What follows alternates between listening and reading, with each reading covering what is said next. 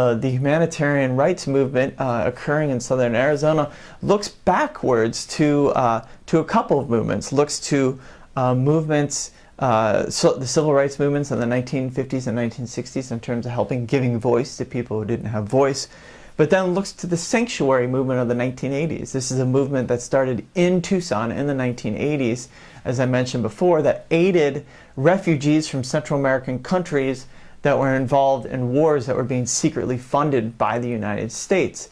And the sanctuary movement would help as basically a modern-day underground railroad, help to move these people to safety instead of having them be caught and sent back to countries where they might be tortured or killed or at least ostracized. So there's a kind of a real historical network that occurs in these people's mind. And then there's a real social network that occurs. Many of these activists have kind of lifelong friendships and connections through churches and other organizations in the area. So there's a real dense kind of network structure with a lot of these people. And then finally, in terms of cultural resources, locally, there's some real rich cultural resources that I've noticed. One is that there are memorials in the desert and throughout parts of Tucson to people who have died in the desert. And those memorials have all sorts of religious symbols. Prayer cards, prayer candles, rosaries, images of Mary of Guadalupe, which is very strong, especially in a Mexican Catholic tradition. So the symbols that are kind of used to try and bring awareness to the situation of migrants in the desert have very strong religious connections. And then to talk just a little bit about your reading then for today, for Thursday. This comes from a book which is about religion's role in immigration.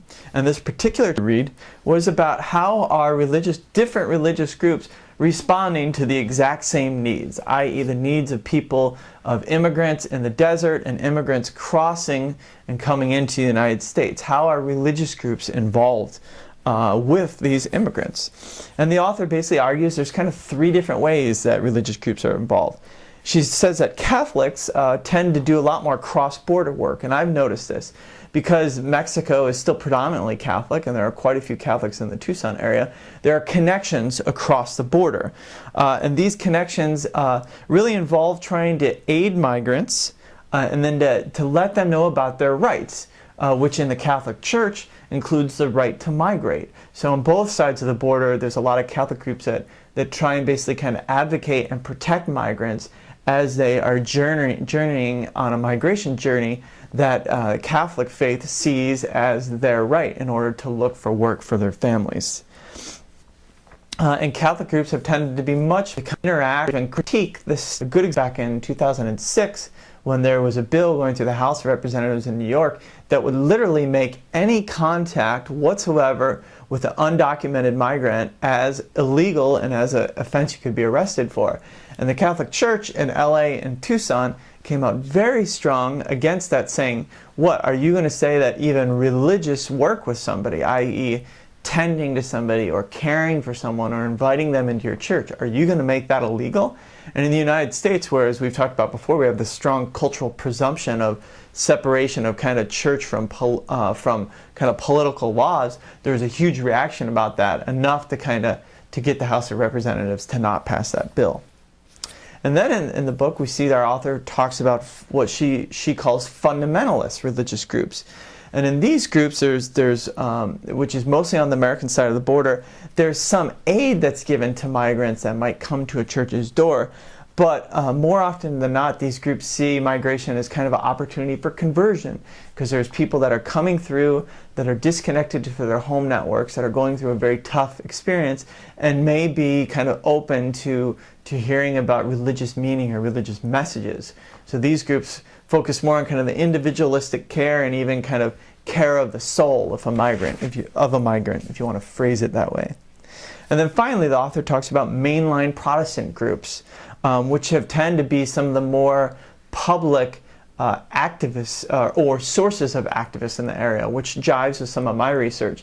That a number of the humanitarian aid groups actually came out of mainline Protestant churches, and a lot of the membership of those groups comes from mainline Protestant churches too. But as the author notes, they don't tend to show up that much on the Mexico side of the border, simply because there isn't much mainline Protestantism on that side of the border. So the idea of this reading was to kind of bring back a theme that we've studied before, which is that religious groups have differences, differences based on their structure, their history, their beliefs, the way they do things, and that even in this topic of Southern Arizona immigration and immigration-related work, these religious groups vary in how they do that. So that's it. That's all. Let me leave it at that for now. Again, if you have any questions about the exam, please get them to me sooner than later, preferably today. This is Thursday, though I could probably take some questions that come in on Friday. And good luck studying for your exam. It's been enjoyable having you, and please make sure to do those teacher evaluations. Take care. Bye-bye. In the Iraq-Iran War of the 1980s, the plot, the stage, is basically an attempt by the Ayatollah in Iran to consolidate power. Let me write this in black so you can see it. So in the early 1980s, there was all sorts of crisis in Iran, and so being engaged in a war is one way for a leader to consolidate power. And there was really kind of a lack of resources at the time in Iran, literally in terms of military resources and ability to fight battles and to win battles in kind of a classic military way against Iraq.